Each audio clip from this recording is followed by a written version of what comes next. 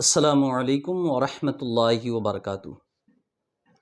دوستو، پاکستان میں سیلاب آیا، لوگ بے گھر ہوئے، علاقے کے علاقے تباہ ہو گئے، لیکن اس درمیان کچھ مزارات اور کچھ درگاہوں کو بھی نقصان پہنچا ہے۔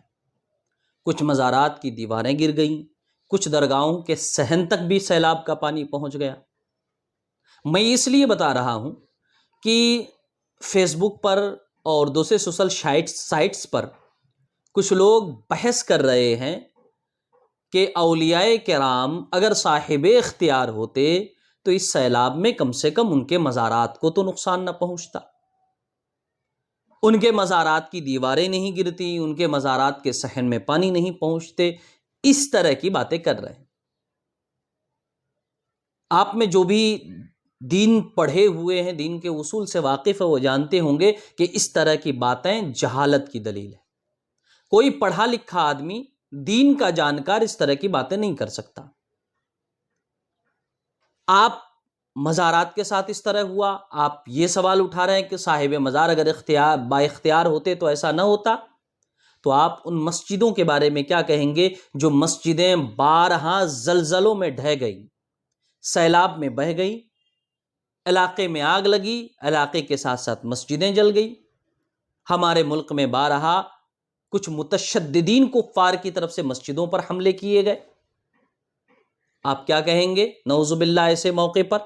کیا اللہ صاحب اختیار نہیں جو اپنی مسجد کو بچا لیتا؟ چلیے اور آگے چلیے، خانہ کعبہ، زمین پر سب سے بڑی اور سب سے مقدس مسجد، اس مسجد کی دیواروں کو کئی بار صدمے پہنچے ہیں۔ ایک روایت کے مطابق طوفان نوح میں اس کی دیواریں گری ہیں۔ آقا کائنات صلی اللہ علیہ وسلم کے اعلان نبوت سے پہلے مکے میں سیلاب آیا تھا اور خانہ کعبہ کی دیواریں گر گئی تھی، جو حضور نے اعلان نبوت سے پہلے مکے والوں کے ساتھ مل کر خانہ کعبہ کی تعمیر کی۔ یزید نے امام علی مقام رضی اللہ تعالیٰ عنہ کو شہید کرنے کے بعد خانہ کعبہ کی دیواروں پہ پتھراؤ کیے، آگ زنی کی، جس کی وجہ سے خانہ کعبہ کی دیواریں شکستہ ہوئیں۔ تو اب بتائیں، ایسے موقعوں پر بھی آپ نعوذ باللہ یہی کہیں گے کہ اللہ کو اختیار نہیں تھا؟ اگر اختیار ہوتا تو وہ خانہ کعبہ کو بچا لیتا یا وہ مسجد کو بچا لیتا؟ تو ایسے موقع پہ آپ اس طرح کی بات نہیں کہیں گے۔ یاد رکھیے گا، کسی علاقے میں بلکہ پوری دنیا میں کسی چیز کا ہونا یا نہ ہونا یہ اللہ کی مرضی پر موقوف ہے۔ اللہ جب کسی چیز کے بارے میں ارادہ فرما لے تو وہ چیز ہو کر رہتی ہے، اور جس چیز کے بارے میں ارادہ نہ فرمائے وہ چیز نہیں ہوتی۔ بارہا ہم لوگوں نے دیکھا ہے کہ پورا محلہ جل گیا اور ایک مسجد بچی ہوئی ہے، اور بارہا جل جاتی ہے۔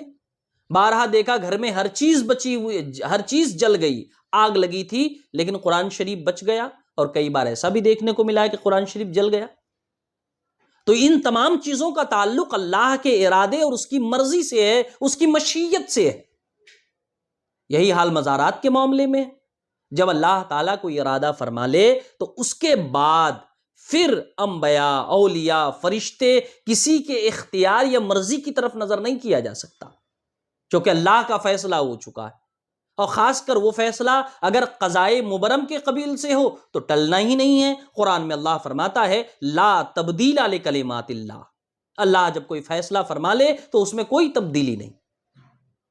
ہمارے آپ کے نبی صلی اللہ تعالی علیہ وسلم کے پیارے چچا ابو طالب، حضور کتنی محبت فرماتے تھے ان سے، اور حضور کی خواہش تھی کہ آپ ایمان لے آئیں، لیکن آخر وقت تک ایمان نہ لائے۔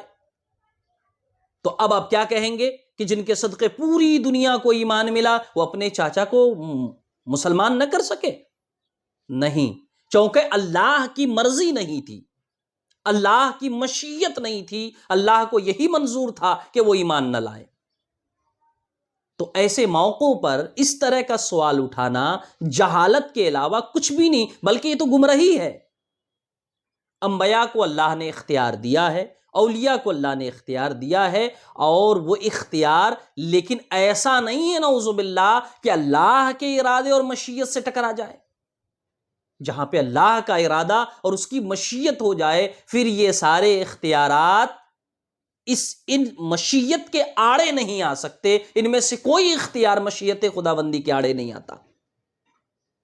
تو اللہ کا فیصلہ جہاں کے بارے میں جو ہوتا ہے وہ ہو کر رہتا ہے، لیکن اس سے اولیاء کرام کے اختیارات پہ سوال نہیں اٹھایا جا سکتا، کیونکہ یہ تو جہالت ہے کہ اولیاء کرام کے اختیارات کو آپ اللہ کی مشیت کے خلاف کھڑا کریں، اللہ کی مرضی کے خلاف کھڑا کریں، اللہ کے ارادے کے خلاف کھڑا کریں۔ تو اس طرح کی باتیں نہ کریں، اس طرح کی چیزیں انسان کو گمراہ کر سکتی ہیں، انسان کے ایمان کے لیے خطرناک ہو سکتی ہیں۔